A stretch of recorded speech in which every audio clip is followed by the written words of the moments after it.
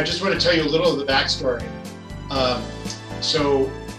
Lauren wrote an article about the question 1 repair issue, which turned out to be really a computer issue in some really important ways. And so BNUG had a contentious and interesting meeting on this subject.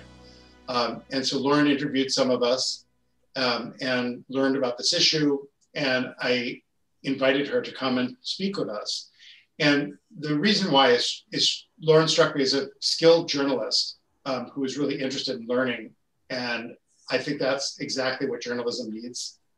And so I also thought that it was really important that we understand what's going on with journalism. It's a changing, very changing field where the economics of the field has changed, the content has changed, the technology for creating writing has changed, the attitudes have changed, all kinds of things. The pronouns have changed. A lot has changed. And so a number of us have come up with some questions. This is, Lauren requested specifically that she didn't want to give a lecture. She wanted to do a Q&A. So a number of us have some questions for her, but everyone should feel free to raise your hand and ask questions that strike you.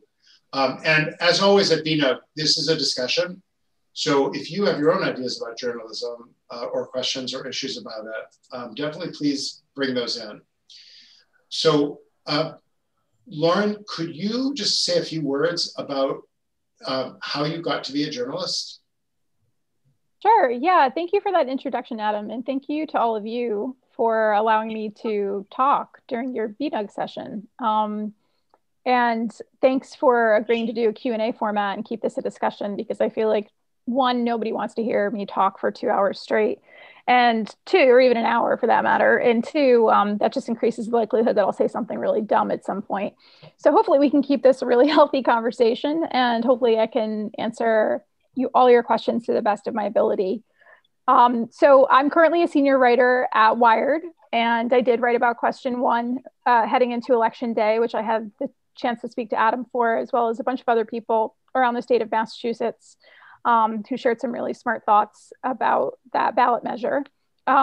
Generally, I cover consumer technology for Wired, and consumer tech is very broad, of course, so it sort of covers a wide kind of category of different topics.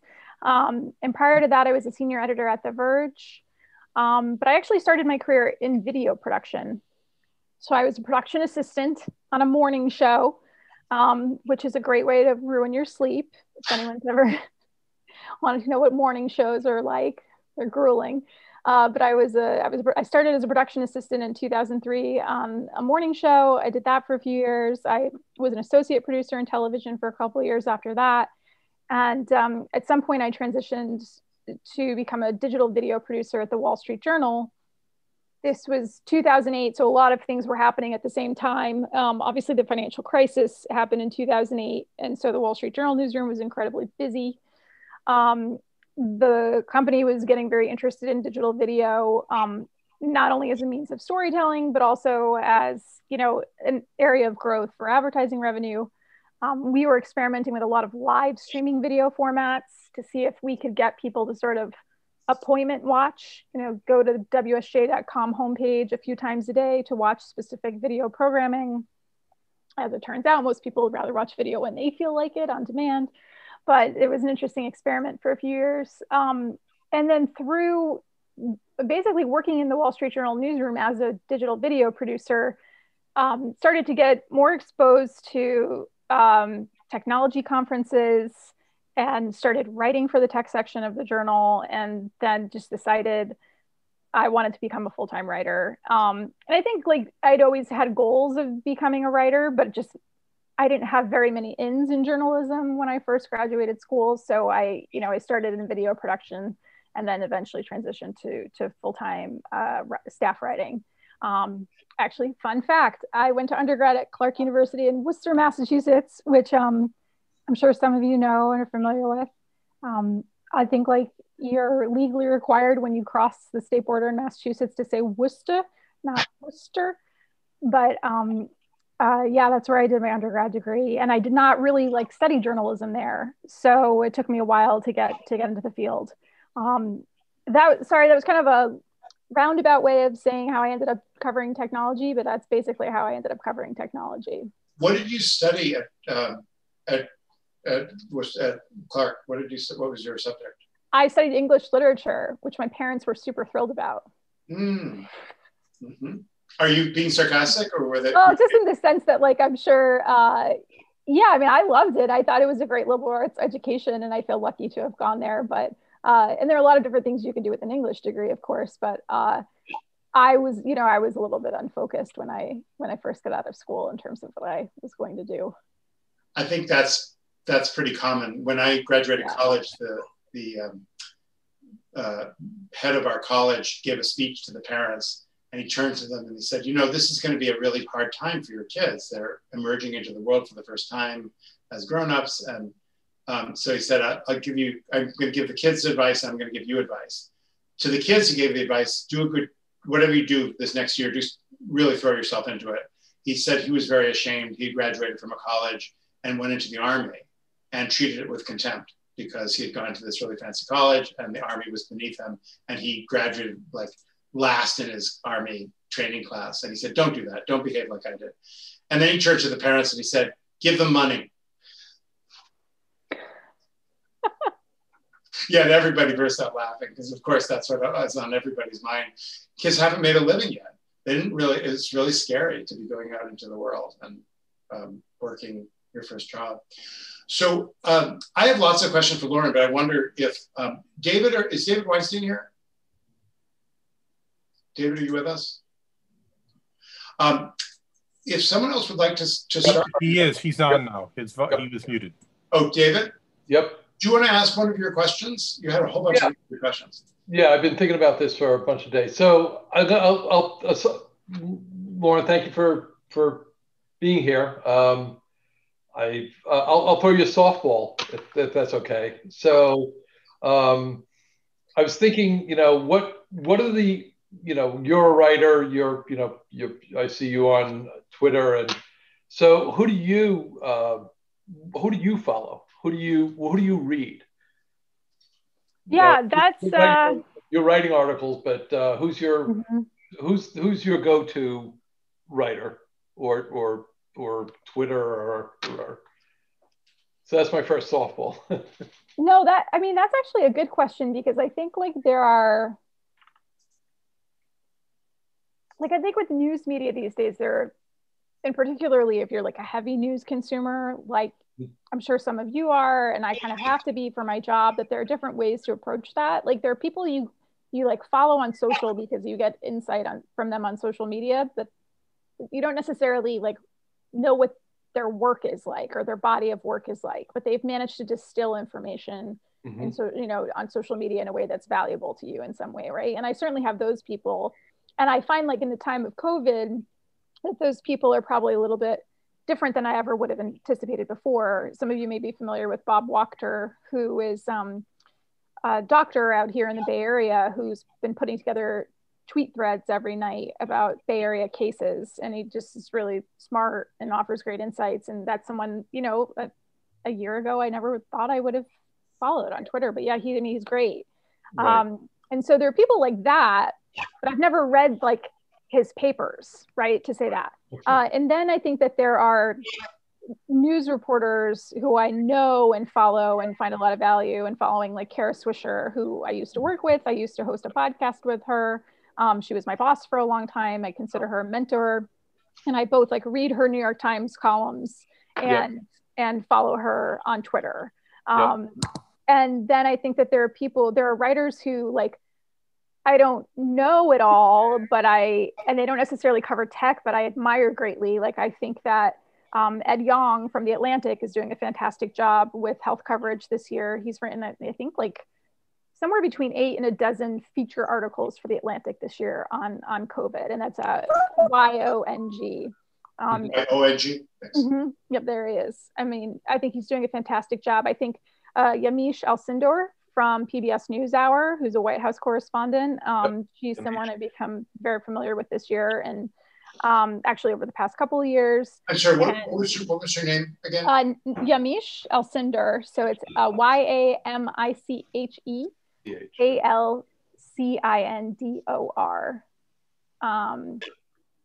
And yeah, so it kind of runs the gamut. And I would say, like, actually, you know, one trend you might notice about all of these folks is that they're not all technology reporters.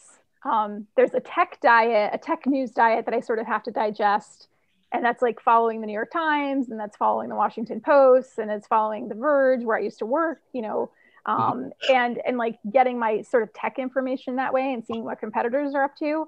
But there's so much going on in the world right now that, like, you have to broaden your news diet, right? I think, like, just to be sort of well-informed citizen. I'd actually say on that note that I'm a computer repairman, and I've learned a lot about my trade from acupuncturists. Interesting. And from How health so? professionals, because it turns out that the modern computer helper has a lot in common with healthcare professionals. Among other things, we can learn a lot about what not to do. So I've learned, I think, to be a better computer repairman by not acting like an oppressive doctor. And so I grew up, when I was in the 60s and 70s, there was a book that was published called Our Bodies, Our Cells. Yep. It sounds familiar. It's a beautiful book, and I really recommend it to journalists because it's actually a phenomenon. This book, it's in its 50th anniversary of publishing. It was created here in Boston by the Boston Women's Health Collective. Some of the collective continues to function. These women have been doing this for 50 years, and they keep publishing. And this book, when it first came out, was a paper pamphlet you bought for like 50 cents. And then they published it, and it's become an enormous success. 10 million copies in many, many countries all over the world. It was the first book where women's voices talked about healthcare. And for me, the beauty of this book was also one of the very first books I read, which had multiple voices. So if you read this book, it's a lot of different people talking about healthcare with a lot of different points of view. And it greatly influenced my way of thinking about healthcare, about women and men, about sexuality, about our bodies. And it also really helped me think about how important it is to have community speaking, that it's not enough to have a couple of superstars speaking about something. It's really important to have lots of different voices. And this book, so it seems strange, but I really identify with you in thinking you can't just read about your own trade. You want to read about other people's trades and learn a lot from that. Right. And this year in particular, seeing, is that another kitty? Did I see that? Is that Sharice's cat? Maybe Peg. Okay, Is that a cat or a dog? Oh. I think you're muted, so I don't know actually what if that tail was a... No, sorry about that. It's actually a dog. Hello. Oh, hi. Yeah, and he's a puppy, so he doesn't leave me alone at the right time, do you understand? So right now I have to pay attention to him, sorry. That's okay, he's more than welcome. Yeah, having a well-rounded news diet for sure is important, and I think this year has only underscored that because I'm sure, like, we've seen lots of amateur epidemiologists and health writers and scientists emerge during this time, but having people who actually are skilled in reporting on those topics and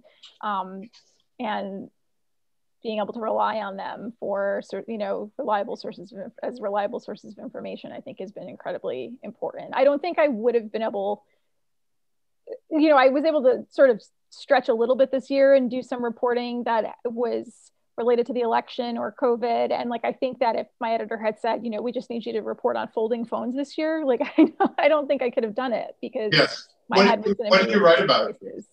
What did you write about on those subjects? What did you talk about?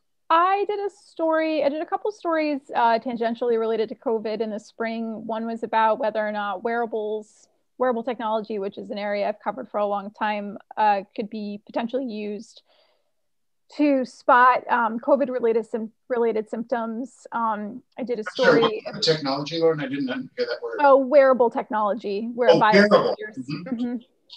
Yeah, Stanford, and there were actually a few different groups that were trying to see if they could enroll enough participants and follow them. Oh yeah, I was gonna say my wearable coverage probably goes back to about like 2011 and like the earliest days of Jawbone and Fitbit and all that. But there's so many different wearable tech companies out there right now. And really at the end of the day, it's the sensors and it's the layer of software that people can make over the sensors. And so there are groups that are trying to figure out if wearables can help spot certain health symptoms, before you even get tested and that sort of thing. And I wrote about an effort by Carnegie Mellon and Facebook and Google to try to do COVID mapping, but mapping is incredibly complicated. And, I don't think it was that effort was all that impactful ultimately, but obviously, COVID maps have been very helpful during this time in general. I wrote a story that, like, strangely enough, was one of our most popular consumer tech stories this year at Wired, which was emailing people in the time of the pandemic, like how to write thoughtful emails when now we all feel like we have to say, hi, how are you? Hope you are well. Hope you are staying healthy. What a crazy year, and all these like qualifiers, and like it just really struck a nerve. So, like things like that. I just think I think in general, Wired has done a good job of being able to adjust fairly quickly to what's been happening and being able to do stories that are reflective of the time we're going through. Really. Mm-hmm. Lauren, I do have a question along those lines, which is, how has this pandemic affected you as a worker? And how would you talk about your workplace and other workplaces that you observe? Yeah, that's a good question. And I would love to hear everyone's answers on this because... Let's open it up. Yeah, I feel like, ultimately, I feel very fortunate. I still have a job. It's an information job, so I can work from home. I have a lot of technology here that enables me to connect in different ways. I get to try new technology. I feel like there are moments of isolation and loneliness that I never would have imagined encountering before. But like ultimately, I feel pretty lucky to be able to work from home. The thing I miss the most is absolutely just meeting sources in person, going to events or traveling to events or traveling to report out a story. I did actually the January 2020 cover story in Wired. I did a profile of Simone Yetch, who's a YouTube creator, and she's like a DIY robot maker. And I'd spent, the entire year before, basically 6 to 7 months of the year before, following her around and just doing things with her in person. And like, that's how you, get a good profile of someone. And meeting people for coffee, like I really, really miss the in-person interaction of reporting. But otherwise, I've been able to maintain sort of a similar cadence to reporting that I was doing before. So I think that's a good thing. Do other people want to address this question about how COVID has affected your working life and what you've observed about how it's affected your customers or the other people in your life? Hey, but I think I'm working longer hours. Oh, that's interesting. Why, David? Because I can get up. I don't have to think about putting myself together, getting in the car or whatever, going to work. Mm-hmm. Rolling in there at 9, right, or 8:30. I'm up at, whatever time I get up, I can just roll over to my computer and start working. So I'm working an hour earlier in the morning. And, because I don't have to meet a certain timeline to get home, because I'm already home, I'm working more hours in the later part of the day. So I'm probably doing, 10, 11 hours a day now. And I've got 2 daughters who are actually in the Bay Area, Lauren, and they're both working for big companies, and they're working longer hours. I think a lot of people are anecdotally finding that as well. And I think the companies are aware of that and they love it, right? They don't want us to come back into the office because they're getting more work hours out of us. So Right. Like I wonder about those moments when you get to, run to the pharmacy to pick up something at some random time, or run a couple loads of laundry, or like right now I'm making baked potatoes and it's like technically still my work hour, like Right. I wonder about all these little moments that we're able to now squeeze in, or family to family and friend time. If you live with people, that we're able to squeeze in now that we weren't before, that could perhaps be detracting from work.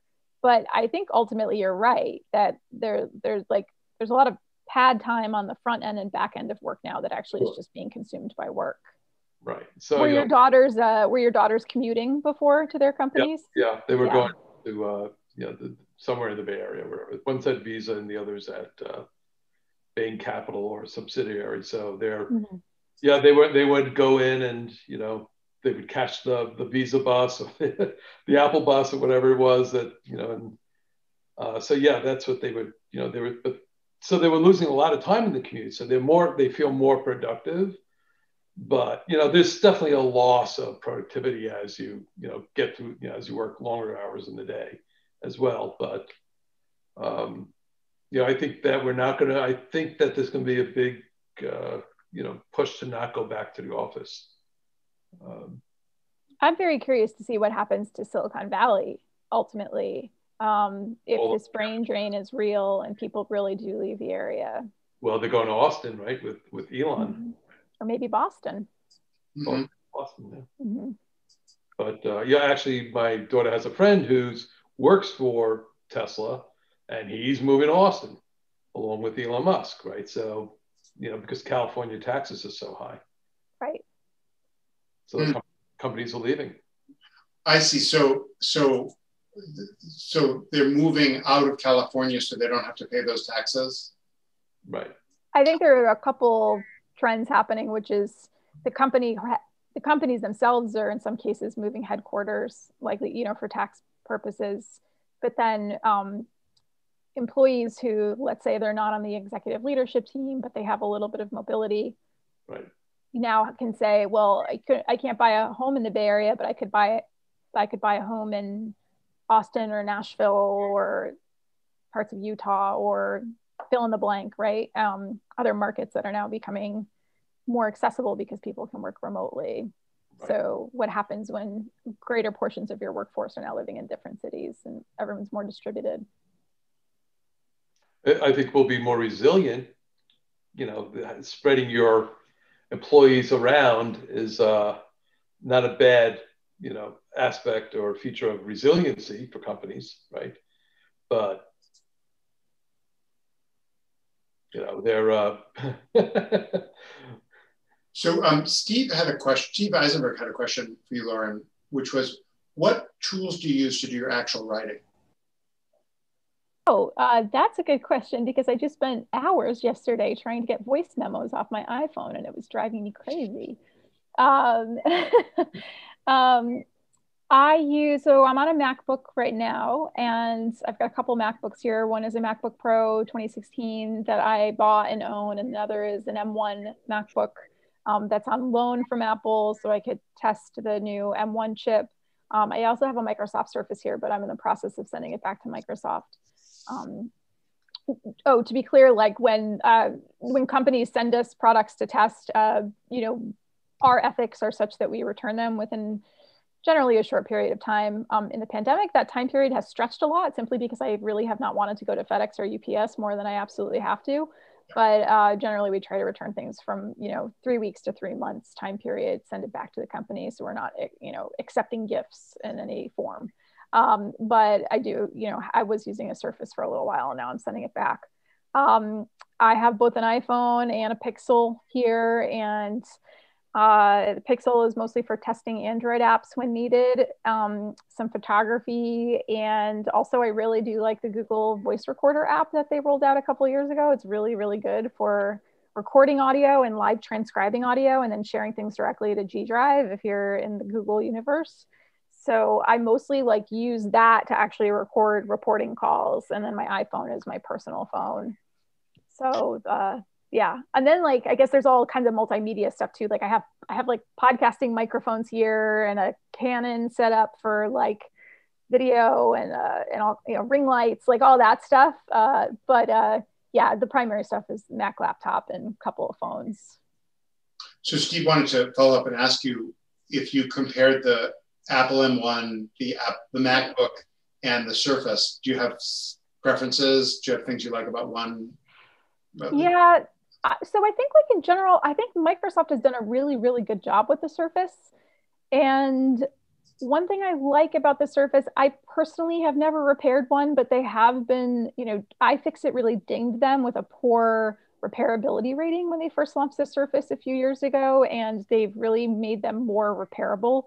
And so I think Microsoft gets credit for that.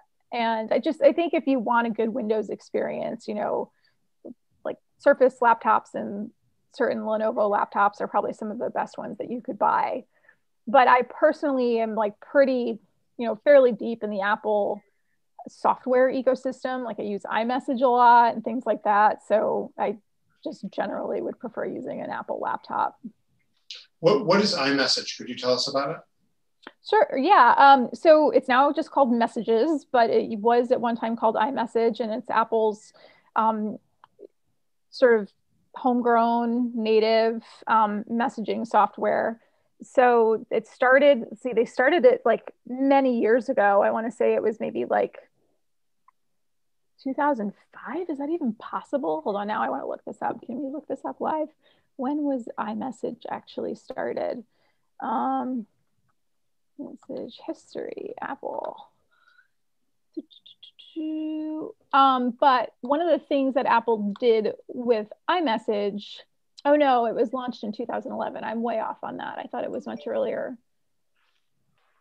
Is that they basically took the whole like SMS and MMS model and kind of flipped it, right? Because when you use SMS or MMS, you're basically beholden to the wireless carriers. You get charged by the wireless carriers. They're sent through, the data packets are actually sent through like the wireless carrier networks. And Messages uses data and not SMS. And so when you're going from iPhone to iPhone or iPhone to Mac, it's basically being sent over data through Apple's network, and you're not using SMS or MMS technology. Peer-to-peer, yeah. But can you send a iMessage or a message from your iPhone to somebody's cell phone as a text? You can, but this is where the blue bubbles and green bubbles come into play.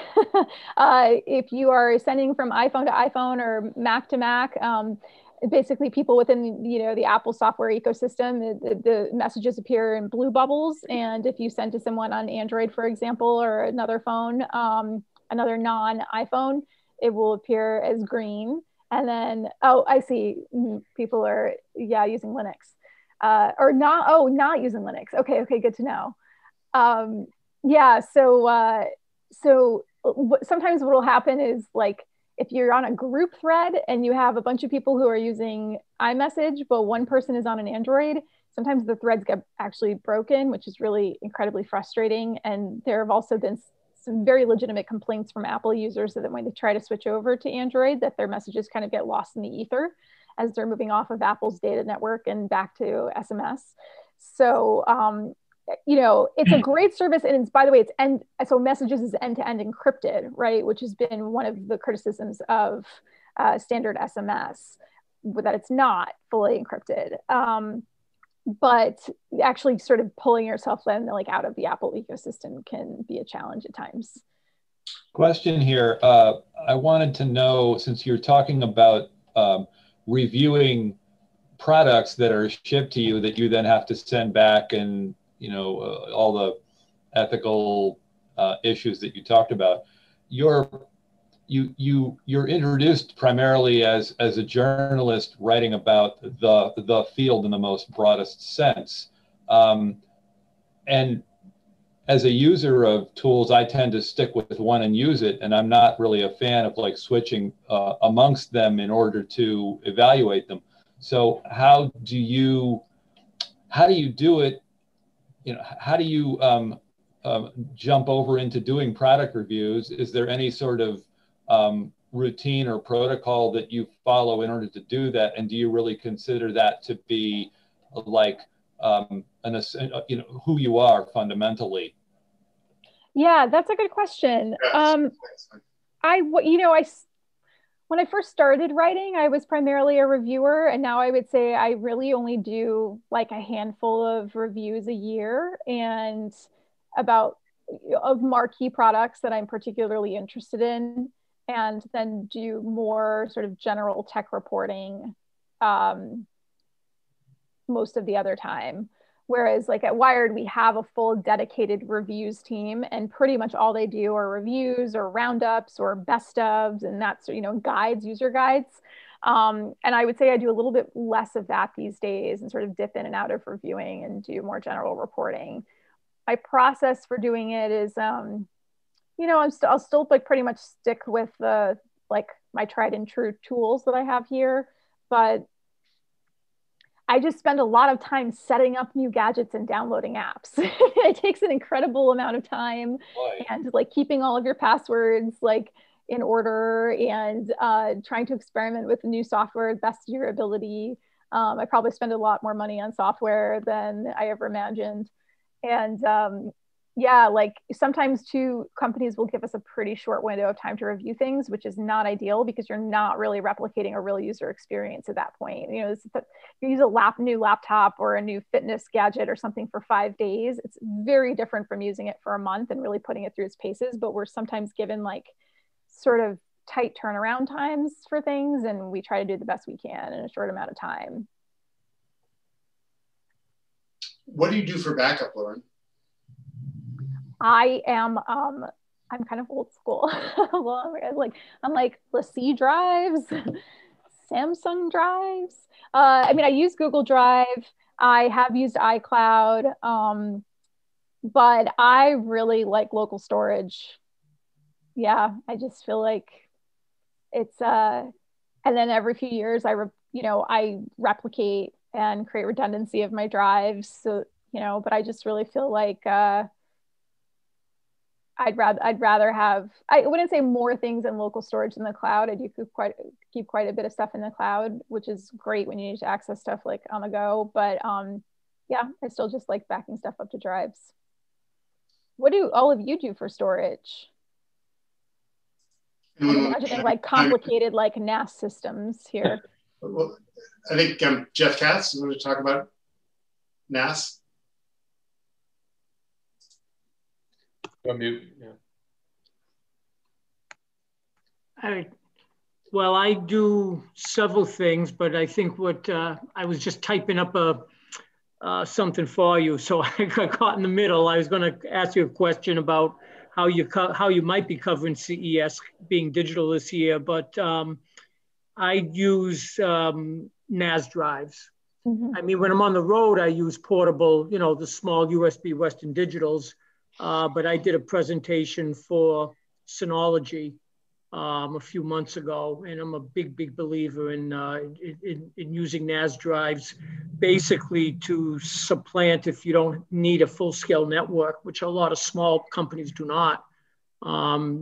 They have they're at the point now they have so many applications that are native to their NAS systems that they call their small drive servers.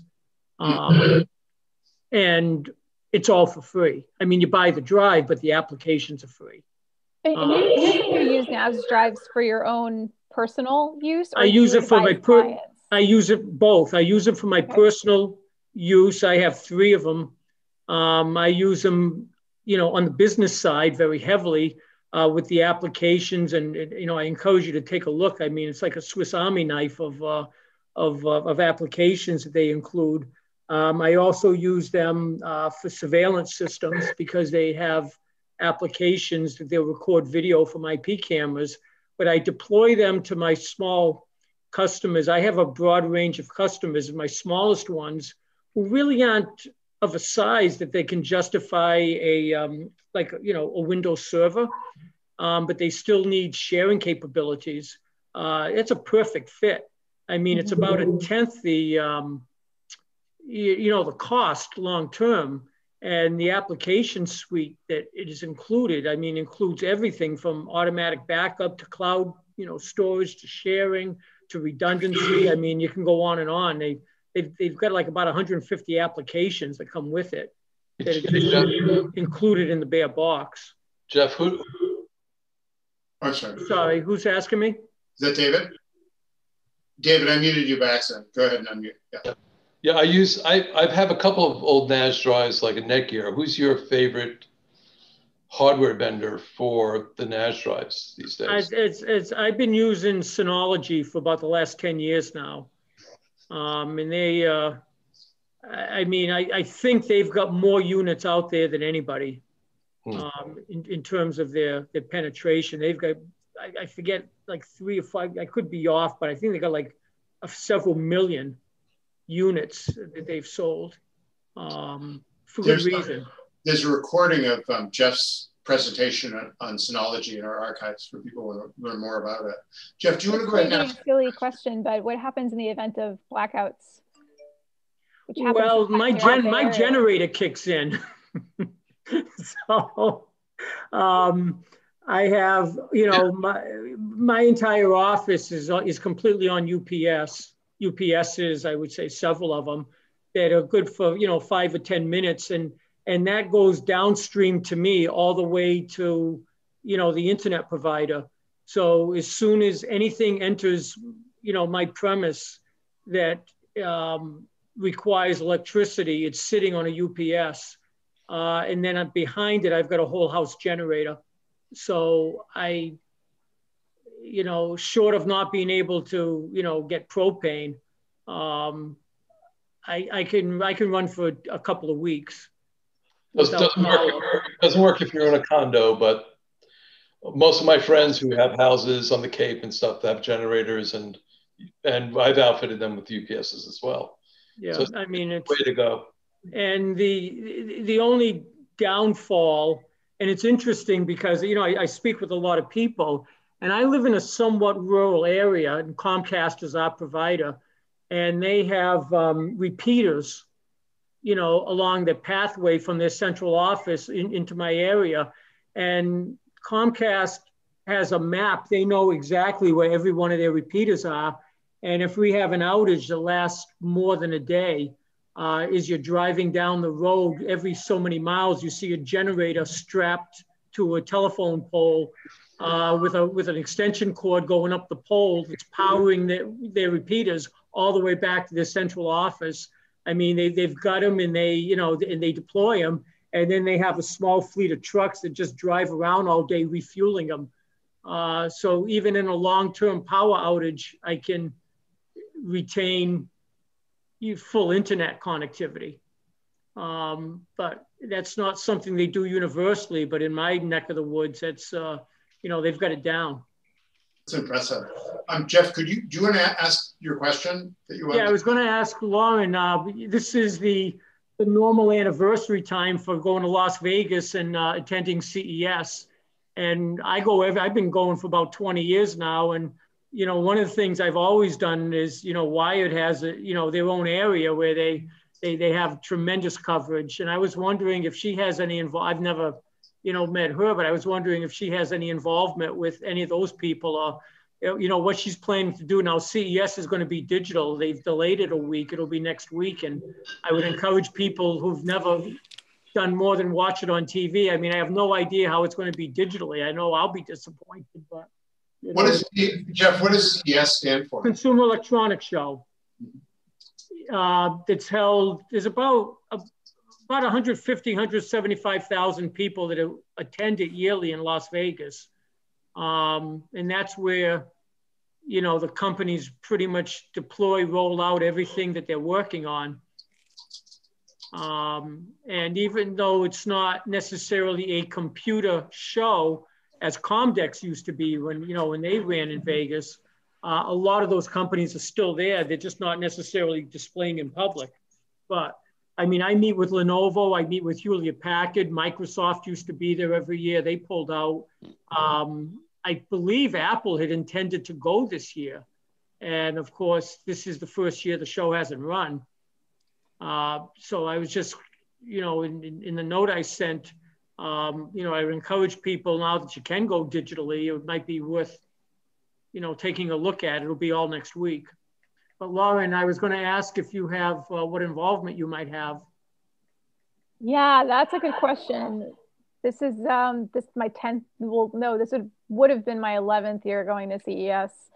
And every year I would say, oh, do I have to go to CES again? But I swear, like, if there was some bargain I could make with the universe right now, I would commit to like 10 more CESs if it meant the pandemic was over.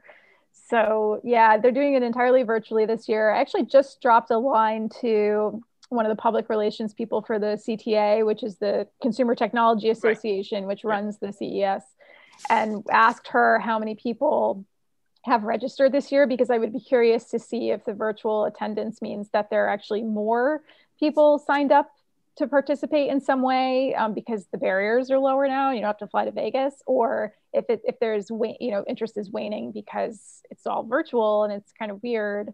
And I will say too that not most, but many of the companies I've been reaching out to over the past few weeks to see what their plans are, like a lot of them are just not participating this year, which is a bummer. Well, I mean, it is a trade-only show, and they're maintaining that, I mean, in all their publications. But I saw in the last email I got, they're claiming 1,800 companies are going to be there, which we know is a fraction of what would normally be, the case. So clearly a lot of companies aren't prepared to do anything digitally, but. Right. I think what we started to see in recent years was that a lot of the big tech companies want to release new products or even just big software updates on their own cadence. And this event in January would sort of force them into coming up with something to say, like, we're doing, X at CES, or we're going to be releasing like a different SKU of our existing product at CES. And it's probably a relief for some of them not to have to do that this year, and they'll just continue to going back to releasing new hardware or software on their own schedule. Interesting, yeah. Now, but we are planning on covering it. We're having like a digital Wired event. In fact, I can drop a link to anyone who wants to participate. And let's see if I can find it. Here it is. Editor's letter. Join our Wired CES. It's called Wired HQ. And we're going to be doing a couple of panels and talks and trend spotting and that sort of thing. We're going to be hearing from the president of Salesforce, Jennifer Doudna, who's the CRISPR scientist, Stuart Butterfield, who runs Slack, Aisha Evans, who's the CEO of Zoox. So we've got a few people who will be sort of speaking at this event. Let's see if I can. Could you put that link up on something? Yeah, let me see if I can actually share it without adding all of the unnecessary hypertext. Does that actually work? Let's see here. Or did I send it? Yep, that works. Okay, so the link I just shared in the Zoom chat. And that I believe is free too. So we'll be doing, the best we can. And then on wired.com, we'll have some kind of running live blog with updates of interesting products that we've gotten virtual briefings on. There is something weird too about getting virtual briefings, because like part of the experience is just like, it sounds so germy now, but like touching and feeling things and like putting them on your face and like exchanging respiratory droplets with people in close proximity, as you talk about gadgets, but we can't really do that. So there's like less value that we can give to our readers this year because we can't tell them what something feels like or sounds like. Yeah, that makes total sense. So I have another question for you, which is, what do you think are the biggest problems in journalism now? And where do you think journalism is going? Oh, where do we start? Well, maybe it would be helpful if we distilled it into, like, there's the business of journalism conversation, and then there's content, like storytelling and editorial, some people would like to see improvements in, or see, outlets go in different directions. And then I think there's like the broader context of just trust in the media right now and what that means for our business. So, I think the business aspect has been challenging because even before the pandemic, companies like, Google and Facebook, just tremendously successful companies, were kind of hurting the traditional advertising business that was supporting journalism for a long time. And so in recent years, you've maybe noticed people pushing subscriptions more and more, right? And that's everyone from us, like at Wired. Wired used to be you pay for the magazines, but you could get the access. So I just got a direct message. Hello, I will respond to that. But Wired used to be, you'd pay for the magazine, but you could get access to all of our stories online for free. And then a couple of years ago, our editor-in-chief instituted a paywall, and it's metered access now, 4 or 5 articles per month for free, and then we're encouraging you to subscribe. And that's happening across a lot of the Condé Nast publications, our parent company. Obviously the newspapers, New York Times, Washington Post have done a fantastic job transitioning to digital over the past decade or so. And I think that their subscription businesses are pretty healthy.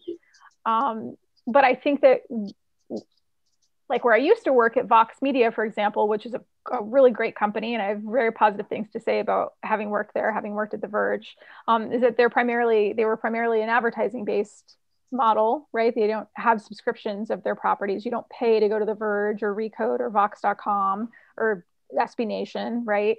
And they were supported primarily by advertising and their conferences business and podcasts. And this year we saw basically advertising plummet across the industry and conferences go away. So when those are your revenue streams, it presents a real challenge to media companies, not just Vox. I mean, it goes for a lot of companies, right? It goes for BuzzFeed, it goes for like all of these, industries.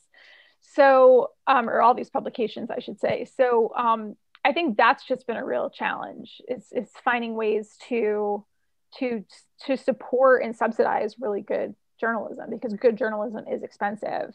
And of course, there is a trend here in the United States of like some of our predominant publications now being owned by billionaires. So Jeff Bezos owns the Washington Post, and Mark Benioff acquired Time, and Laurene Powell Jobs has a majority stake in The Atlantic, and Michael Bloomberg owns Bloomberg. So they're likely, to have pretty healthy budgets for their newsrooms for the years to come. But then you kind of have to question, like, is that a sustainable long-term healthy journalism model when that's ultimately how newsrooms can stay alive if you have like a billionaire owner? So there's like that side of the business, which I think is one of the biggest challenges we ultimately face in journalism right now in the United States. And then from a content perspective, well, I guess I'll throw it back to you. Is the question about journalism in general or technology journalism? I think it was asking both because they seem to be aligned. Like it seems to be some of the issues are similar, but tell us if you think the issues are really different, if technology journalism has a special place with special problems. Yeah, so I think like one of the things that's positive about technology journalism right now, from what I hear from friends across different newsrooms, is that there's actually increased interest in technology coverage at the moment.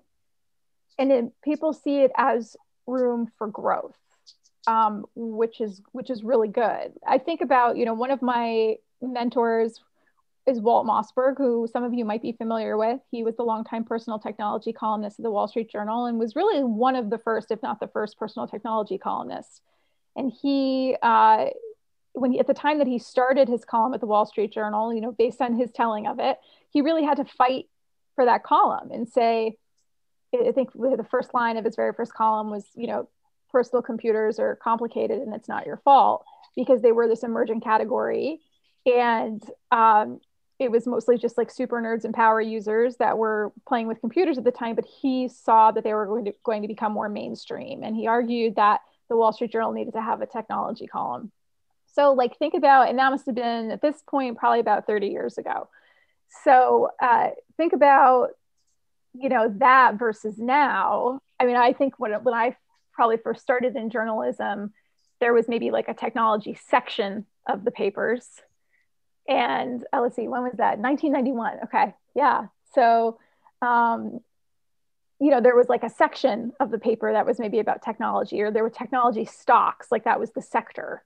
And now I think technology is just everywhere. It doesn't matter if you're writing about the publishing industry. It doesn't matter if you're writing about transportation, if you're writing about healthcare, if you're writing about, you fill in the blank. Technology is touching almost every aspect of our lives at this point. It's impacting our relationships. So I think like when you think about technology through that lens, there's a lot of interest in the news for people to have accessible technology journalism. And so I think that's a good thing. I think that's a positive thing for writing about technology. I think, the criticism of technology journalism, and I have to like perhaps acknowledge my own part in this over the past decade, is that it has been accused at times of being a little too cheerleadery. And I can certainly see that. What were we reporting on 5 to 10 years ago, 20 years ago, through an uncritical lens, because we were so amazed by how technology was going to change our lives that we missed some of the signals that maybe it could actually be harmful, or that some of the technology leaders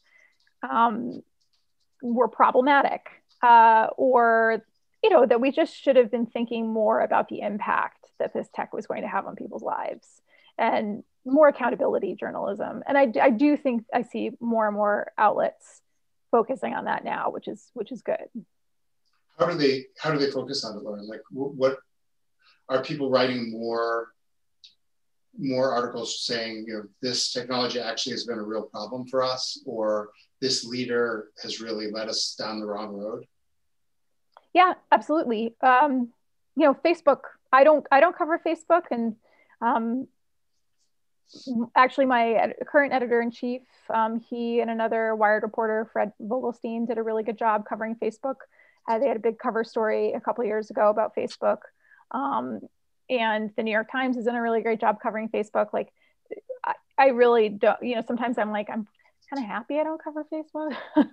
but I think people in general have started to think much more critically about the platform now, and not just like, oh, is social media harmful for our mental health, but like, what does it mean to not moderate content in such a way that you're allowing disinformation to disseminate on your platform during a critical election year? What does it mean to have host disinformation or misinformation on your platform during a global health crisis? What does it mean that you've introduced live streaming video and then someone accesses that live streaming video tool and kills a bunch of people, which has happened on Facebook live videos? What is your responsibility ultimately as a platform that has more than 2 billion people across the globe on it? And because, I'm not expert in Section 230, but because of Section 230 and, the arguments that some of these companies make, I think that there are limitations to how much they're moderating content right now, because they don't consider themselves media companies. They consider themselves platforms. But these are huge, these are like actually influencing our daily lives. And so at some point, who's accountable for that? And I think that journalists are doing a much better job of covering that now. Can you say something what Section 230 is and what that means? Yeah, that's one of my big questions. Sure. Yeah, so Section 230, there was a 1996 Communications Decency Act that was passed during the Clinton administration that basically was trying to create guardrails or regulations around the way that information was being disseminated on the internet. And from what I understand now, like a lot of the CDA, sorry, that's my potato timer. A lot of the CDA is no longer really like in effect, but Section 230 is something sort of outlived the rest of the Communications Decency Act. And it's a clause by which technology platform companies don't necessarily, they're not liable for the content that somebody posts on their website. So if somebody does post something that's terribly violent or problematic or pornographic or whatever it might be on the platform, they, as the people who are basically like giving you the platform and like supporting like the information flowing through the pipes, that they don't take responsibility for what you publish, as opposed to us as journalists, where like we basically take responsibility for all of the things that we're publishing and ultimately are liable if we get something terribly wrong or something is found to be reported with malice and that sort of thing. One thing I did want to point out too, and I think it's getting back to something that Norm said, which is this idea of Adam, you mentioned these ads, these egregious ads showing up in Google search results, right, for potentially criminal service providers or scammers. And well, then what does that mean if a newspaper publishes these ads? I mean, I think just the thing, I don't really have any say in our advertising. I'm not part of that at all. Like, I'm on the editorial side of things, but I will say that like this CDA and Section 230 of the CDA is making the distinction between publishers and technology companies. Like in that instance, Google and the newspaper are actually very different entities, right? Because Section 230 is protecting platforms like Google in such a way so that they're not publishers, that they don't have the liability of publishers versus newspapers who are publishers. Wow. Does that seem fair to you, Lauren, that distinction?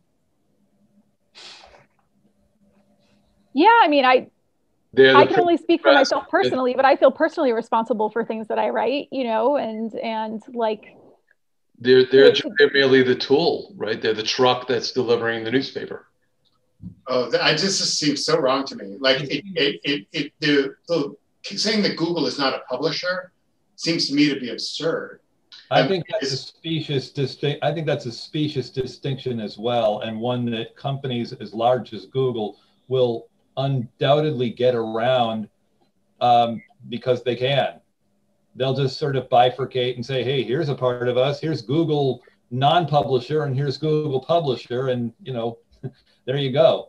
Right, and many of the tech companies are becoming aggregators, right? So Apple now has Apple News Plus, which is a subscription service, $10 a month, where they package together news from existing companies and sell it as a subscription service. Google, of course, indexes news. Google has Google News. Google is getting into podcasting. You know, there are different areas of basically news broadcasting that they're kind of getting into, or news aggregation that they're getting into, without actually hiring the staff or the newsrooms to like make the original content themselves. They're packaging it together and selling it. And but then at Facebook, like there was a period of time, I think it was sometime last year, maybe it was 2018 at this point, where Facebook made a small change to their news feed. They put out a press release and said, we think people don't want to see as much news content these days. They're not engaging as much with the news content. And so they basically like reduced the amount of news you would see in your feed by a totally incremental percentage. I think it might have been, you know, if you were seeing 5% news before in your feed, now you're going to see 4% news in your feed. But even that small tweak, you know, and across billions of users makes a huge difference. And so if Facebook changes an algorithm that affects the news, does that make them a publisher? Mm-hmm. Just to change the subject a little bit, Lauren, what do you think about the next generation? I think you described us as a bunch of 50-year-old people, and there's some truth to that. Thank you. But your generation and the generation that's following behind you, what do you want to teach them and help? You must be now a mentor yourself to some young journalists. What do you teach your mentees? What do you want them to care about the most? Well, I wish I was still in my 50s. By the way, I was just repeating what Adam told me. So. Yeah, I understand.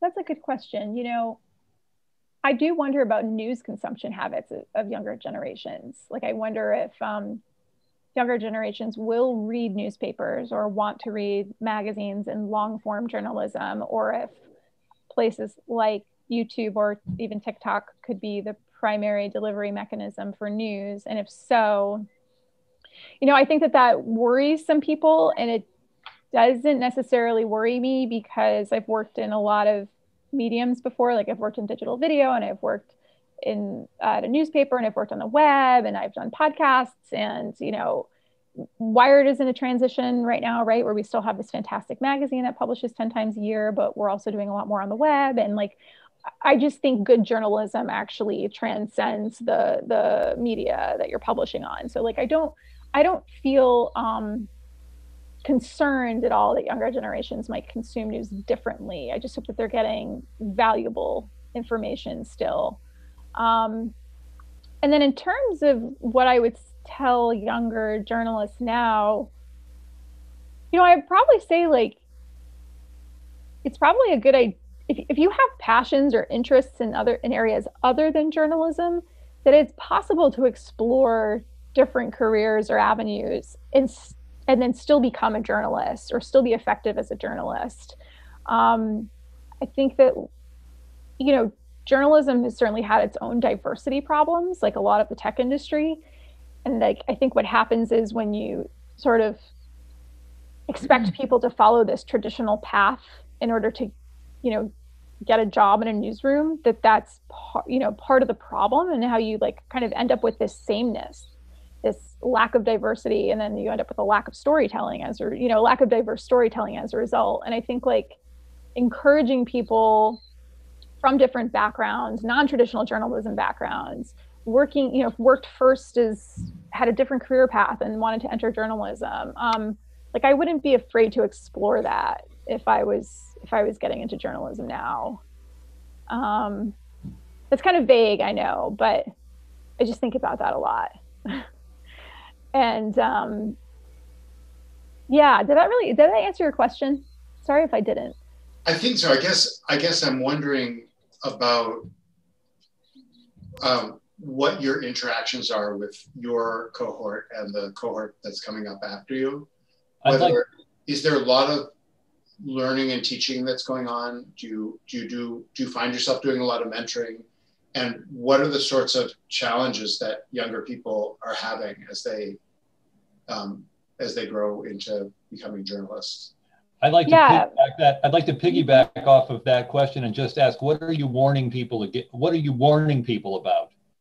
Oh, I will warn people that if they really don't have a passion for journalism, they shouldn't get into it, because you're not going to get paid all that well, and you're going to hate your life. So, and like, you don't get into journalism to make friends. So if you're thinking you're doing it to like be best friends with everybody, then you shouldn't get into it. You really, really have to care about journalism. But what was that saying in the Almost Famous? Don't make friends with the rock stars. You don't like get into journalism so you can hang out with the rock stars. So yeah, like I would say you really, really have to care about it. But when if the opportunities I have to work with journalists who are either a little bit younger or maybe like slightly less experienced than myself, I would say, like I often give some of the folks in our newsroom maybe tactical advice if they're saying like, I don't know who to call for this story, or do you have a source in this area, or do you think I made enough calls, or how should I approach this? I'm happy to help in any way that I can. But honestly, this sounds like a line, but I feel like I learn more from them. Like I feel like I'm learning about new innovations in media, approaches to media, apps. I feel like the younger generation seems to be like really galvanized in their unionizing efforts, which is really important. I think they have a tough road, right? Like a lot of times newsrooms require you to live in pretty expensive cities for not a lot of pay. And I think that's really challenging for up and coming journalists. I want to hear about I want to hear about their challenges. I want to hear about their anxieties. I want to hear about like the things they're watching and reading. Like I really do feel like I'm learning more from people younger than me than the other way around. So just to follow that a little bit, could you talk about new media? You've used that phrase in a number of different contexts, and you've been in many different parts of the media world in your work. Do you want to tell us what you think has worked well for people and for our community, and what has worked not so well? What is, I'll try not to bore Charisse. No, I'm just very tired. I'm like, that's a good question. I'm really engaged in the conversation, but I'm just tired. What has worked? I don't know. I guess like just not being afraid to try new things. Well, I think I meant it really a little more specifically. So is there some kind of media that works better for you than others? For example, I listen a lot. I don't read very much because I have to do so many dishes. And so I've learned to find this amazing website called LibriVox. Have you heard of this? No, what is that? This is, it's LibriVox.org, and it's 60,000 recordings of works in the public domain. So if you want to hear an old Sherlock Holmes story, or you want to read a mystery or a newspaper from 1860, and you're like me and you have a lot of dishes to do, you can download it from LibriVox.org and play it on whatever player you've got. So for me, that media, the ability to listen to books on tape and to listen to someone speaking, has been life-giving for me, because it's allowed me to read in a life situation when I really don't have time to sit. And I was wondering if you have some things like that too, if there are some technologies that have really worked really well for you and have really spoken to you. You know, personally, I'm probably still, for my own sort of personal consumption, I still just really like reading. Like I really like the written word, and I'd rather order a book than read something on an iPad or Kindle. And I just absorb more information during the reporting process. Like I could talk to somebody on the phone for an hour or so, but then I go back and read the transcript again, because that's how I'm actually like picking up on things that I might not have before. So I kind of like old media in that way, but like, I don't know, other people are just really effective at storytelling through different mediums. Like I have a podcast, but like, I think there are some people out there doing fantastic jobs with podcast storytelling. Like, I don't know if any of you happen to listen to Floodlines by The Atlantic, which is a 6-episode series about Hurricane Katrina, but like fantastic audio storytelling. And some folks are like really good at that, and that's amazing. And like I mentioned Walt Mossberg earlier, right? And how he was writing the personal technology column at the Wall Street Journal for a long time. And that was like, and he and David Pogue and a couple others were like the reviewers, right? But like, I think when people think of tech reviewers now, they think of Marques Brownlee, who's been making these incredible YouTube videos since he was like 15 years old. And like, that's a medium that's worked really well for him. And he has like a media empire now because of it, right? So I think they're all like different kinds of ways that people can connect with audiences through media. Yeah, I mean, it's incredible. He gets like millions and millions of views per video. And he shoots in like super, super high resolution too. But yeah, like I just think that there are all kinds of different ways to tell good stories now, and sometimes you just have to be open to it to like find your niche. Laura? Lauren? Steve, we can hear you. Go ahead. Hi, yeah. Okay. My question is that, you know, I've actually have some people that live in our household that has those Echo Dots, and a lot of times I keep on thinking that I really want to get one because I just like the features that they have in them. However, I really don't trust them because of the supposed stories that are going around with the military's listening or the government's listening in some way. Have you ever heard any background stories of this particular being false, or if there's any truth behind these stories? Well, let me just say, if any of you hear anything about the government listening to your Echo, please tell me, because I would like to know about it and report about it. But no, I personally have not heard that, but there have been stories. There have been, I think, a couple different categories of stories about the Echo. And there's like this one category of story where the technology has recognized the wake word in some way. Like in most cases it's Alexa, but sometimes people will change the wake word to be like, okay, computer or something like that. And that like you've triggered the wake word, and then the speaker has picked up on, the speaker microphone have picked up on like your sort of blips of conversation that you had no intention of being recorded, right? And that has happened. And then there is like a feature within the Alexa mobile app on your phone that you can go into and listen to like your past queries. And every so often you'll say like, oh, that wasn't a query. That was just like a conversation I was having in like my kitchen with my partner or something. And like the Alexa recorded it. That's kind of weird. And that happened once where apparently, I think it was in Portland, if I'm not mistaken, where it was a portion of that conversation was actually recorded and sent to like a colleague or something like that, because there's also a calling feature on the Echo.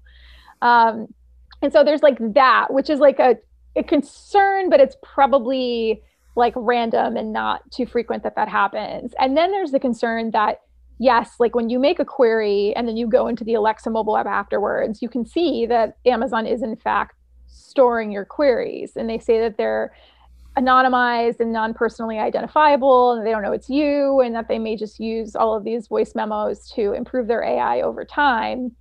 But depending on how privacy concerned you are, you may not want like any of your recordings, whether they're personally identifiable or anonymous or not, you know, being stored in the cloud for this big tech company. Well, because there's been some piggybacking on stories, that, because there's been some stories going on that somebody up on YouTube actually did a video on the particular story where he asked the Echo Dot or one of the many things like that. He asked him particular questions like, "Are you a member of the government?" or "Are you recording me? Are you going to report me to the police?" And every time that the Echo Dot went to respond, it either would give a response as, "I don't know what you're asking me," or it wouldn't even answer, period, on that one thing. So the guy got a little suspicious of it because he thought that it might be recording him for some odd reason. But it's been always a sticky wicket with me. And to this very day, I still don't have one of those. But even though I would really like to get one because of the features and what they have to offer. yeah, But I think you're raising a much larger issue, Steve, which Yeah. we might want to throw open the floor for a moment, because I think hiding in the back of this whole discussion has been a huge crisis that Lauren has been in the middle of in her professional life, which is a huge privacy crisis that you can have all kinds of opinions about. But I think recognizing that it is a crisis, that it's a situation where huge amounts of data. One of the things in our company is we teach people about the Sarah Palin problem. So when you answer secret questions, when you sign up for your bank account and they ask you a question like, what is your dog's name? What is your whatever? We've been urging people to use a password manager and lie in answer to these questions. And it's because of the Sarah Palin problem. So the problem is that Sarah Palin, when she ran for vice president in 2008, she had her email hacked. And the reason why was her secret questions were, what is my husband's name? And what high school did I go to? Now, we laugh at this, of course. She was running for vice president, so this is public information. But so is almost anything that someone asks about you now. You can find the post office box of my college post office box from 40 years ago online in about 5 minutes, if you look in the right place. This stuff is everywhere, and it's owned by people who do not have our interests necessarily as their very fundamental big priority. And so one question I'd like to ask Lauren, but also ask the whole group, is should we legislate about this? They have in Europe. In Europe, it's forbidden to keep this information for any amount of time. It's forbidden to not, they have the opposite of opt-out. You have to opt in. Should we do that here? And what are the pros and cons of it? I think that would be a very good idea to have the opt-in option versus the opt-out by default. But then they can't personalize your ads and show you what you need to buy. I don't want my ads personalized. In fact, I turned that feature off in the browsers. Of course, so you could do that, but that's their point. Their point is they're collecting it benignly so that they can provide you better services. Is benign the same as greedy, or is that a different? No, they're the two sides of the same coin. An interesting thing about the Dot, really quickly, is that any Alexa product is that you can actually go in and request that Amazon delete all of your queries, but they will not delete anything that involved a financial transaction. Right. So if you hooked your Alexa up to, let's say, the Uber app or your favorite pizza delivery app, and you said, Alexa, order me a pizza, because you're both sort of throwing it out to another third-party application, and that application is completing a financial transaction, they will pretty much store that for all eternity, I think. There you go. I have a question for Laura. The grandmother of all that was Siri on the Apple phone. Siri's always listening, right? Well, it came out in the news about year and a half ago that Google, Apple, Amazon, et al. Was storing these voice queries, and they were being reviewed by contractors to, quote unquote, improve the natural language response. Yes. Norm, did you want to say something? Yes, I have a question for Laura. I'll try and make sense of it, but basically in terms of large amounts of data that should be privately held by like old government agencies, the recent Russian hack that we assume were the Russians. I'm always fascinated when these things are found out, and then the information comes out in dribs and drabs, reliably, maybe not so much. How would you interact with a source that you think may have that information in terms of and turning it into what's true or not? Yeah, that is a good question.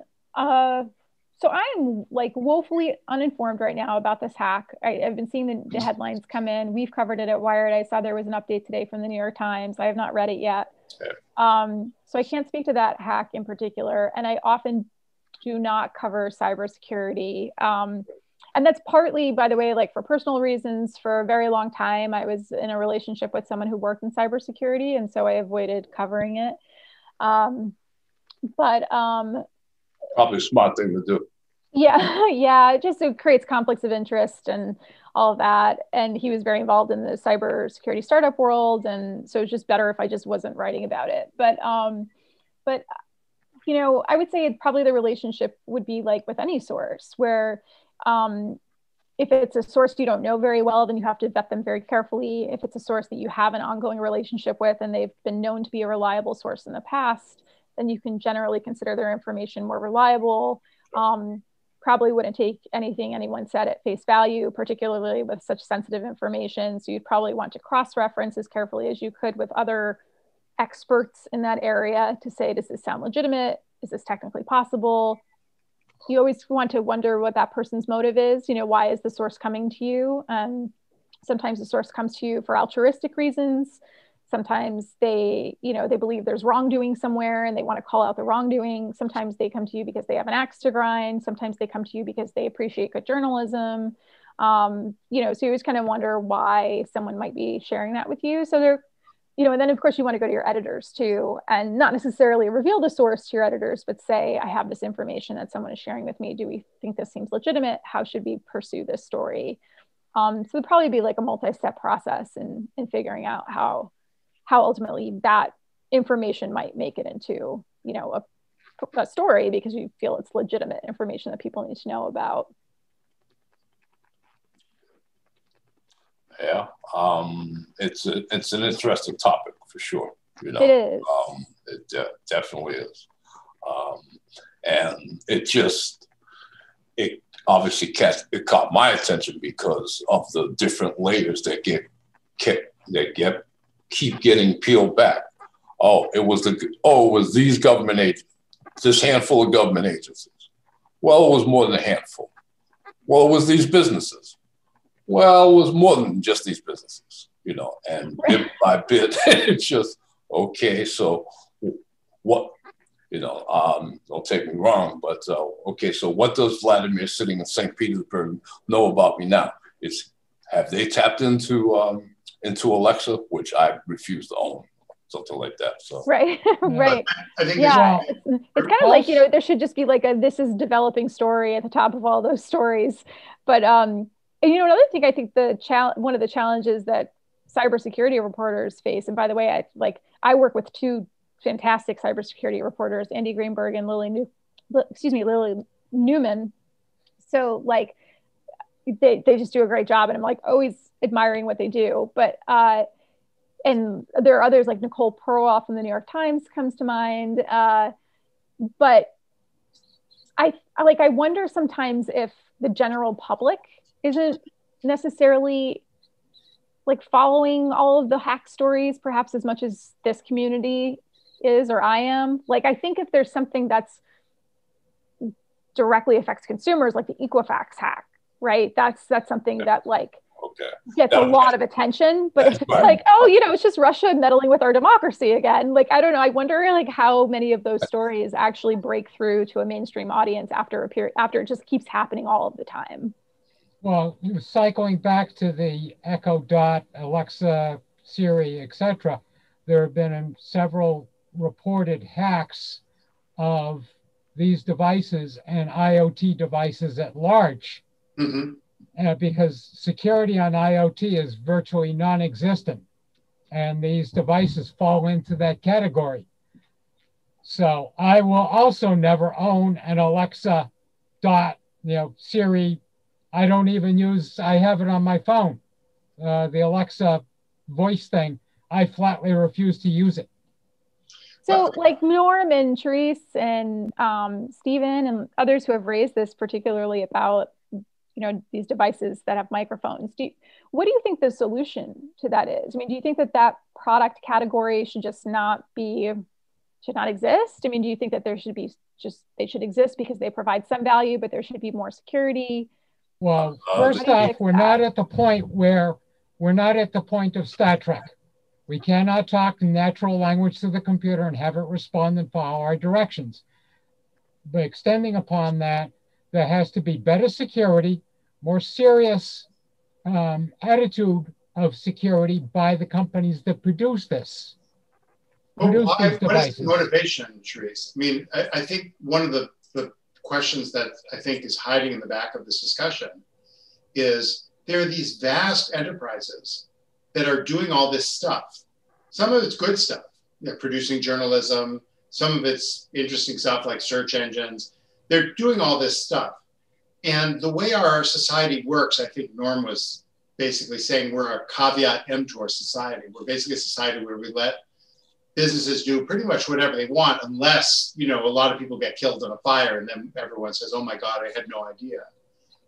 But I'm not bringing that up just off the top of my head. I read on LibriVox the story of the Triangle Shirtwaist fire in New York. Yep. And one thing that really struck me about it was that before the fire happened, the fire chief went to these businesses, not just that one, but a whole bunch of businesses in New York, and said, you don't have enough fire escapes. I don't like that. I'm a fire chief. I want you to have more fire escapes. And these wealthy business people said, we think it makes our buildings look ugly, and we're not going to do it. And there wasn't any legislation about this at that point. And so now let's just fast forward to 2021. Isn't that kind of the same thing we have now, where we say we're concerned about these issues? I don't like the idea that there's a company that can spy on me and sell my information, which is what Equifax is essentially doing. I'd like to do something about it. And the response, the collective response, Norm, I think that the problem with caveat emptor is that those triangle waist young women who had to jump out and kill themselves basically to get out of the fire, they were not exercising liberty. They were poor young women who were struggling to make a living. They had to take a job. All the other buildings were just as dangerous. It wasn't like there's a wide choice and they could vote with their feet. That's a fantasy. I think it's really important to recognize that when organizations get enough clout, they make it very difficult for people to make intelligent choices as consumers. They were literally it's not impossible. But there was a difference there. The difference being they were workers for the company versus, you know, caveat emptor is the buyer beware. So it's the producer versus the consumer.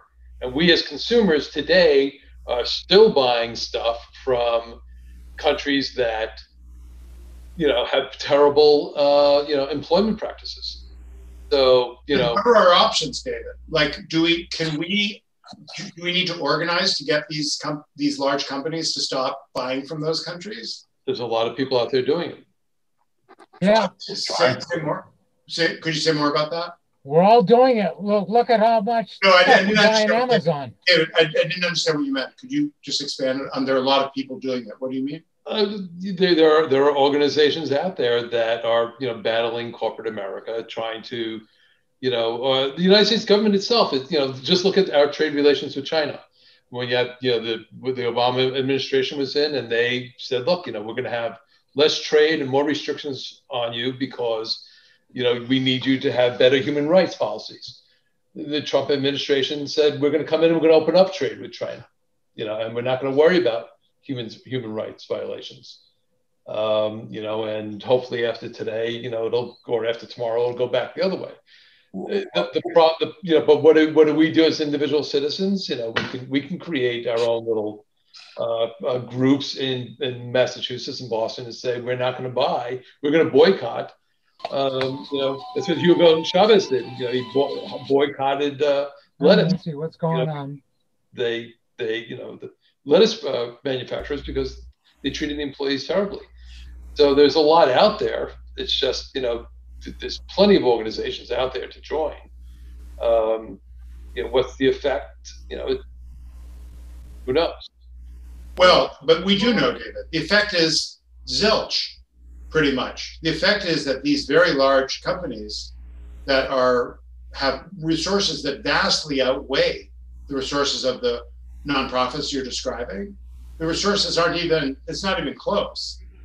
Like if you want a policy that's different than Google's, what kind of influence can you wield? And yet Google is run by a very small number of people who seem wait. But Google just had 400 employees unionized, right? They have 120,000 employees, and so do the math, whatever, most of them didn't unionize, but they just created the first union within Google. It's 400 employees, and it's across the spectrum. It's not just the tech people. It's they unionized everybody that they could to have better working conditions. I don't know what the issues were specifically, but maybe unions might have a resurgence. Who knows? That's one. The unions are the ones who protected American workers or workers around the world more than anyone else. However, unions have a very bad rap because they're thought to be socialist or communist. So, but unions saved a lot of lives. Those that reference you made, that started a big part of the union, the union and labor market, right? The death of all those people in that. So my feedback in what Lauren said is that I really do think truly that there really does need to be some more security around the Echo Dots and anything that Amazon does with that type of technology, and there should be really a way to opt out of that particular area. I know probably a lot of people who are in their senior citizen years probably don't want their information out there because they don't really want to be. Do you recommend? Should we legislate this? I really do, yeah. But the younger generation lives out in social media. They post all their information out there. Now, forget about Sarah Palin. I mean, they tend to be out there and not that worried about this. So we're legislating because we're slightly paranoid or whatever, but the younger generation doesn't care that much about sharing their information. Lauren wanted to thank you. Lauren wanted to Lauren. ask a question, and Jeffrey insists that your question should not reflect on our ages in any way, but you can ask any other question you want. All right. We're losing you, Lauren. Okay. Just unmute if you would. Hi. Okay, can you hear me now? Yep. All right. I won't ask you about age if you don't ask me mine. So my question, actually, this might be a loaded question as we're signing off, but I was hoping to get an update on question 1 and how everyone's feeling about it and what happens next in Massachusetts around that. Nothing as transpired, well, after the ballot initiative, you haven't heard a word about it, except that the auto manufacturers are, if they haven't, they're about to file suit in Massachusetts to make it null and void. But it's most people, in my interpretation, most people have said, okay, yeah, so next, basically. Interesting. When do you think that lawsuit might happen? Like, is it very imminent or? No, not for a couple of years, I would say. Oh, okay. Typically, I don't. What are the grounds of the lawsuit now? That I'm no lawyer. They just don't like it. Basically, if they see that law going into effect here, there's nothing to stop it precedent-wise across the country. That's interesting. They're using the strategy because with the original law, their strategy was to do a consent decree. So I wonder whether they see the country as a very different place now, and that fighting it in court makes more sense. I did note, Lauren, that the results of the vote, 75% of people in Massachusetts voted for it, which is not as high as the original one, the 87%, which was a national record, I think, for a referendum. But it's still a lot of people, given the amount of money and the amount of stuff that got poured into the race. They lost really badly, the car manufacturers in their efforts. Right, yeah, given the amount of mud that was being slung, I guess. I was intrigued that people's ability to recognize that this was baloney was so much greater than the country's ability to recognize it in other contexts. I was intrigued.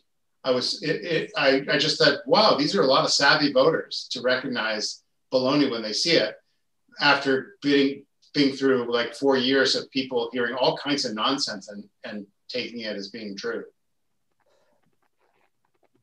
But it seems like in the short term, there actually isn't going to be too much of a difference in what the consumer experience is like if you want to get your car repaired right now. I think it was a long-term question. I think that the technology involved, it's large and complicated. So how that's going to go forward. But I think for this group and for a lot of people who talk about the law, it was an eye-opening question about how large corporations play in the political arena. It was a very vivid demonstration for me of watching. I was so shocked by particularly the advocate for the car manufacturers, who at this meeting, somebody asked him, what do you want? What's your vision for cars over the next 10, 15 years and the right to repair issue? And he basically said, I don't care. I'm getting paid to do this. And after November 3rd, I don't care what's going to happen. And I just thought, things have really come to a pretty pass when a political operative doesn't even have the good taste to lie and say that he cares. I just thought it was just shocking that this fellow was so used to the cynicism of politics and business that he didn't even try to disguise the fact that he was just he was just a mercenary. I found that really wow, that's fascinating. What would you all, I probably rambled a bit in answering your questions about journalism, but I'm curious what you would all like to see technology journalists do better or differently. I would love to see more attention to this fundamental issue about power and the gender issues in the technology industry. I'm really intrigued that you as a woman have been working in this industry that, at least in my experience of it, is very, very gendered. There were, in my computer science major in college, there were 22 men and 2 women. I don't know if people have a sense that this has changed that dramatically, the gender issues in technology, but I would love to see journalism both draw people from all different genders and all different backgrounds into working on these technology things, and not just work to say how good it is. I think, just to echo what you were saying, Lauren, I do think that a lot of technology writing is very cheerleading, and having much more deeper articles about where are we going and what are we doing, I think would be very satisfying to the next generation of journalists to really be journalists. Since technology is everywhere, let's treat it with the same kind of seriousness that we treat the death penalty, that we treat economics, that we treat poverty. Let's give it that same kind of critical inquiry. That's really good feedback. Thank you. Privacy, privacy, privacy. Privacy. You know, in terms of how these corporations have become so large and so dominant, it's literally like you log on and, you know, we really have to sign our lives away for all our pertinent information so that you can sell it to whatever advertiser comes along. And no. So, well, Lauren, before you leave us, I have this one last question. Hold on, Steve. One more comment before your last question, and then we can wrap up. I just want to point out that the Supreme Court of Massachusetts today came out with a ruling against Uber. Uber had people who were getting Uber rides click on an OK. It turned out what the OK said was that you waive all your rights to speech, that you consent to only binding arbitration. And the Supreme Judicial Court said, where would I get that when I got in the car? Like, how do I really know that I'm agreeing to this and the consequences? And they said, this is ridiculous. And it was actually a beautiful example of where our long legal tradition has a place in modern technology and modern society. These were following very old doctrine, which is you can't sign a contract unless you know what's in it. And they were enforcing that very old, wonderful doctrine. Steve, a question, and Lauren, people would love to have contact information to follow up with you. So, Lauren, one last thing before we leave you. Is there anything you give us a hint to that's coming up in the upcoming, next upcoming months of Wire that we should be looking for or we'd enjoy? Can you give us some hints about what's coming up? I'm a little bit removed from the print side of things, so I can't tell you. I probably wouldn't be able to tell you what's coming up in print anyway, but I don't actually know except for a few stories. So I'm afraid I can't give you a preview there. I can share with you, because this is public information, that we'll have a new editor-in-chief soon, because our editor-in-chief, Nick Thompson, just announced a few weeks ago that he is leaving for The Atlantic. And so we're in the process of hiring a new top editor. And so whoever that person is will probably have their own fresh ideas with what to do with Wired and what direction to take us in. So hopefully those are all good things. And although we're going to miss Nick a lot. In fact, Nick, I'm pretty sure he's a Massachusetts guy. Yeah, and he's also done some great writing for us in addition to being our editor-in-chief. So you can check out some of his stories on wire.com. But yeah, so that'll be happening. But yeah, otherwise, I don't think I can tell you much about stories at the moment. I'm very sorry. I love The Atlantic, but now I hate them. Yeah, thank you. I know. I think we all had some version of that sentiment. Like, oh, we really respect The Atlantic, but we're probably going to resent them for a long time. Yeah. We really appreciate your coming, Lauren. I found this really fascinating. Can I ask her one question? Go ahead, Steve. Lauren, over the last couple of years, what's your favorite article? What article did you like writing the most? Oh, well, here, I'll do a little show and tell.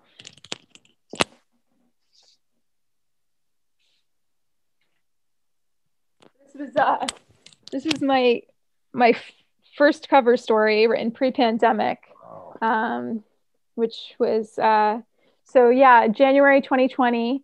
Gosh, it's like when you look back at stuff like this now, it's like if I only knew what is about to come.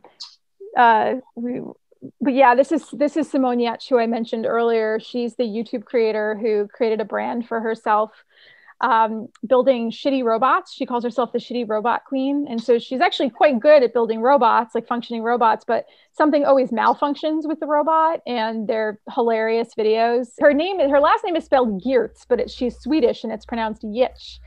And and you can easily find her online, but she's branched off into doing different kinds of videos. And she had this big goal that she was going to do space exploration. And she was trying to find a backer, basically, that would send her to space and as like a citizen astronaut.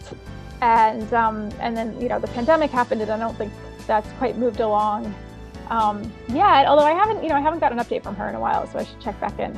Thank you, Lauren. Thank you so much, everyone.